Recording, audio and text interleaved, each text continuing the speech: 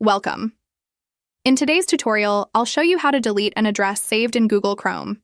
If you have Chrome's autofill feature enabled, you might notice saved addresses popping up whenever you fill out address forms. This can be convenient, but if you no longer need an address, or if it's outdated, let's go over how to remove it. First, when you're filling out an address form, Chrome might suggest a saved address. If you don't want to use it, simply click on the option to dismiss it. But to delete it permanently, let's go to the main settings. Click on the three dots in the top right corner of Chrome, then go to Settings. In the Settings menu, find and click on the Autofill option, then select Addresses and More. Here, you'll see any saved addresses listed.